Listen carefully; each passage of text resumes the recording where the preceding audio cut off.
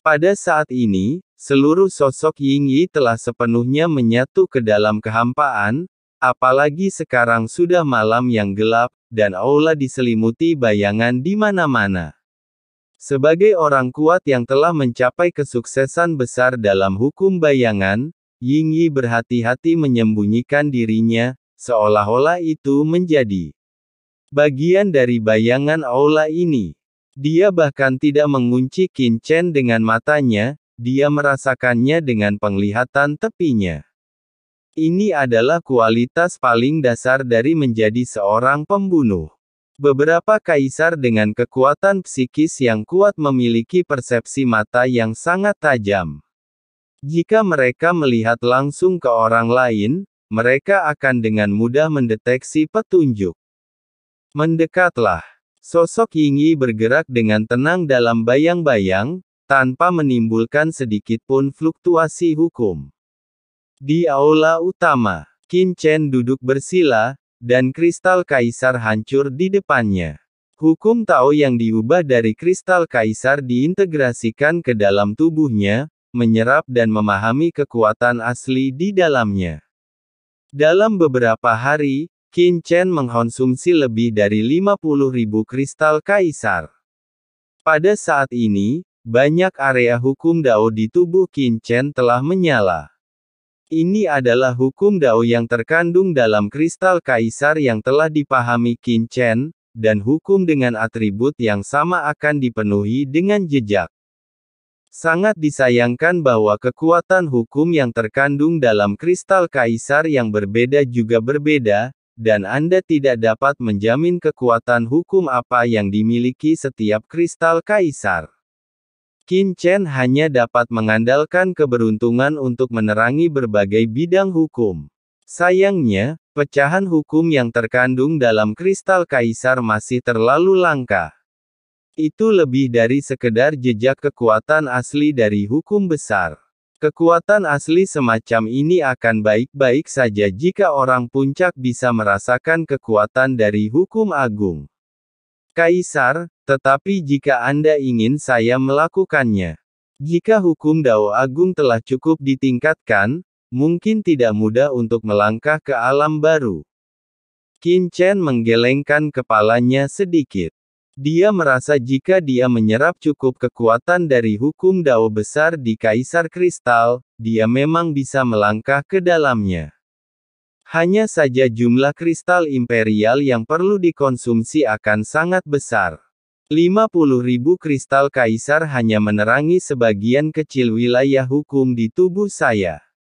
Jika saya ingin melangkah ke alam kaisar akhir hanya dengan menyerap sumber hukum dalam kristal kaisar ini, saya khawatir kristal kaisar saya membutuhkan setidaknya lebih dari 10 juta. Memikirkan angka ini, Qin Chen merasakan tekanan yang kuat. Di mana saya dapat menemukan 10 juta kristal kaisar?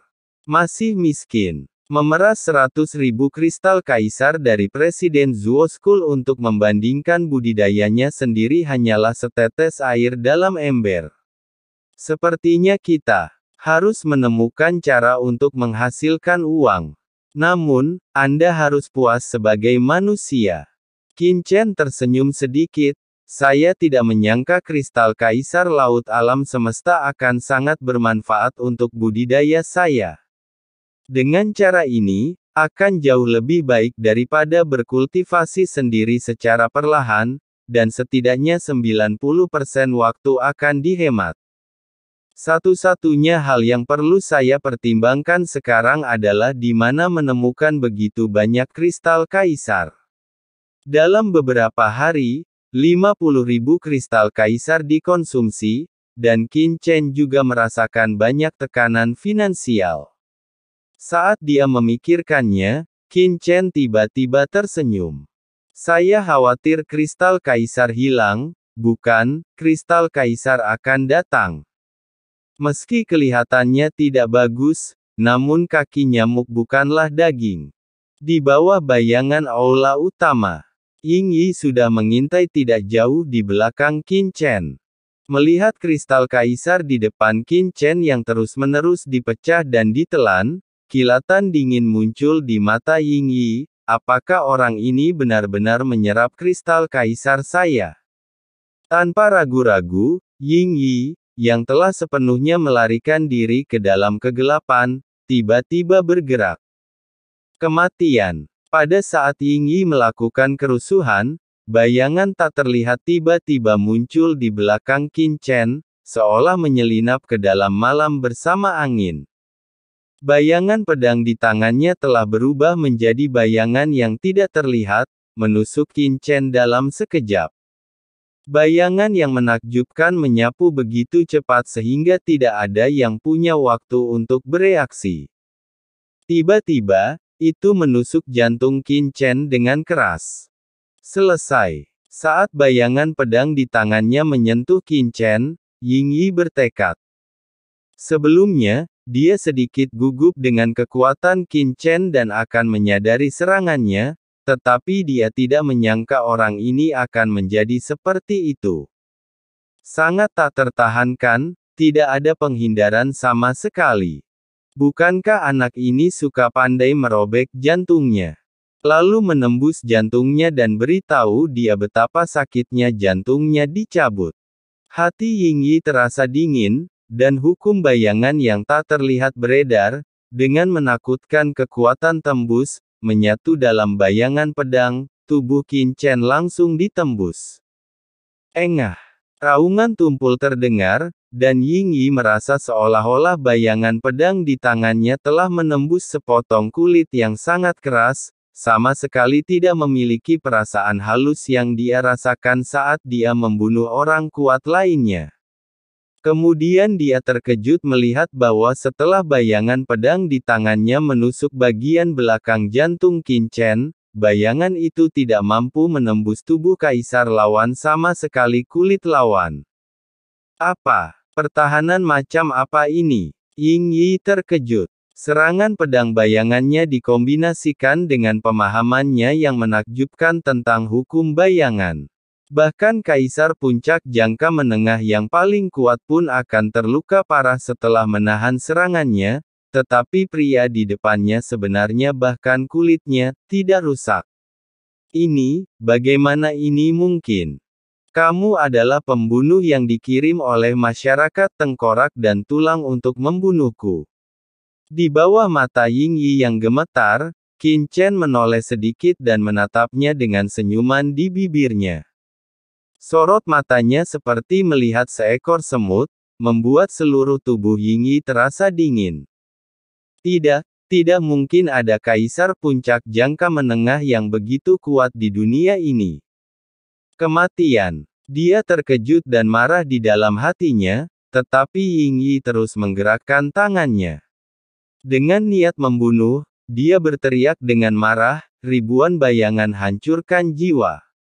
Booming. Saat dia berteriak dengan marah, bayangan pedang ilusi melonjak dari bayangan pedang di tangannya, menembus tubuh Kaisar Qin Chen, dan bergegas langsung ke lautan jiwa di tubuh Qin Chen, berniat untuk menghancurkan jiwa Qin Chen secara langsung.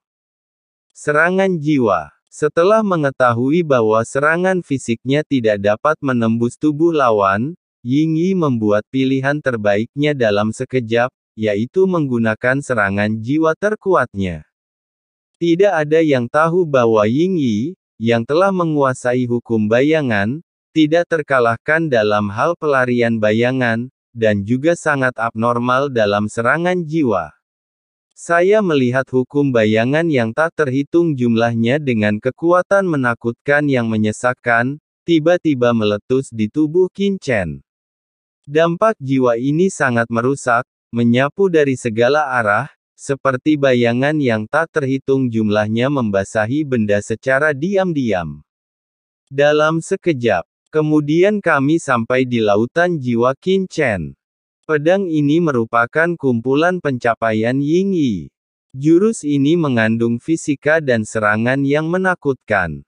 Jika Anda tidak bisa membela diri, Anda semua akan mati. Bas dengungan-dengungan. Serangan jiwa yang menakutkan itu seperti datangnya kegelapan. Lautan jiwa yang menyelimuti Qin Chen dalam sekejap menembus secara gila-gilaan dengan kekuatan tembus yang menakutkan. Saya tidak percaya anak ini dapat menahan serangan jiwa saya. Mata Ying Yi tajam, penuh kegilaan dan rasa percaya diri yang sangat kuat. Dia memiliki status dan identitas seperti itu di Menara Tianwei tidak hanya melalui penyembunyiannya, tetapi juga melalui serangannya yang hampir tanpa cacat, yang berisi serangan fisik dan serangan jiwa yang menakutkan. Ledakan. Bayangan tebal terus berdampak pada lautan jiwa Qin Chen, dan terdengar suara gemuruh keras di tingkat jiwa Ying Yi. Yah, serangan jiwa ini memang memiliki beberapa trik. Diam dan aneh dengan hukum bayangan. Memang agak menarik dalam hal invasif. Sayangnya kekuatan serangan jiwa itu sendiri rata-rata. Mengambil inisiatif untuk bertahan sama sekali. Naik turunnya lautan jiwa debu secara naluriah memblokir semua serangan jiwa bayangan pedang ilusi Ying Yi. Meskipun pada tingkat jiwa Ying Yi, lautan jiwa Qin Chen mendengar suara gemuruh yang keras di langit, nyatanya lautan jiwa Qin Chen bahkan tidak membuat gelombang. Terlalu lemah, serangan jiwa ini terlalu lemah. Qin Chen menggelengkan kepalanya, dan lautan jiwa sedikit bergetar. Bang! Seperti kerikil kecil di tanah saat gempa besar terjadi, bayangan pedang hantu jiwa Ying Yi langsung runtuh karena guncangan, tanpa perlawanan sama sekali. Tidak mungkin, serangan jiwaku bahkan tidak menghancurkan permukaan lautan jiwa lawan. Bagaimana ini mungkin? Ying Yi benar-benar bingung, matanya melotot seolah dia melihat hantu. Bagaimana bisa ada kaisar puncak jangka menengah yang begitu kuat di dunia ini? Ayo pergi. Dalam keterkejutan dan kemarahan, jiwa Ying Yi bergetar. Setelah pertempuran yang tak terhitung jumlahnya, dia secara naluriah merasakan ketakutan. Tak terkalahkan. Meskipun pria di depannya memiliki aura kaisar jangka menengah, dia sebenarnya bukan kaisar jangka menengah sama sekali. Dia pasti seorang kaisar tahap akhir yang menyamar, ya, setidaknya seorang kaisar tahap akhir. Melarikan diri. Ribuan bayangan kembali ke barat. Saat dia memiliki ide untuk melarikan diri, sosok Ying Yi tiba-tiba meledak. Puluhan ribu sosok Ying Yi langsung muncul di seluruh aula, sosok-sosok itu padat seperti lalat di seluruh langit, masing-masing meletus dengan aura menakutkan dari kaisar puncak jangka menengah, seperti aslinya, dan ditembak keluar ke segala arah. Terlebih lagi, beberapa dari sosok ini membubung ke langit, beberapa melarikan diri ke dalam tanah, dan beberapa menyelam ke dalam kehampaan yang gelap. Sungguh memusingkan sehingga bahkan jika Anda ingin menghentikannya, Anda tidak akan tahu harus mulai dari mana. Coba pikirkan, puluhan ribu sosok melarikan diri ke segala arah, bagaimana Anda bisa menghentikan mereka? Saya khawatir saya bahkan tidak bisa melihatnya dengan mata saya. Hal yang paling menakutkan adalah masing-masing figur ini sangat hidup, dan tidak mungkin membedakan keaslian dari yang palsu, dan tidak ada cara untuk menghentikannya. Terlalu menakutkan. Orang ini pasti mendiang kaisar yang menyamar. Kita harus memberi tahu poster itu secepat mungkin. Saat dia melarikan diri, Ying Yi berteriak histeris di dalam hatinya, tanpa ketakutan. Hei, gerakan ini agak menarik. Qin Chen melihat bayangan tak berujung di sekitarnya dengan terkejut. Kaisar agung manapun dapat membuat klon bayangan, tetapi menghidupkan puluhan ribu sisa bayangan adalah sesuatu yang tidak dapat dilakukan oleh kaisar biasa. Berpikir dalam benaknya, Qin Chen duduk bersila di aula tanpa bergerak, tetapi dengan santai mengulurkan tangan kanannya ke kekosongan di sampingnya. Aku, Ying Yi, yang melarikan diri, tidak menyadari apa yang telah terjadi, Dia merasakan hawa dingin di dadanya, menundukkan kepalanya, dan ketakutan yang tak ada habisnya langsung muncul di pupil matanya.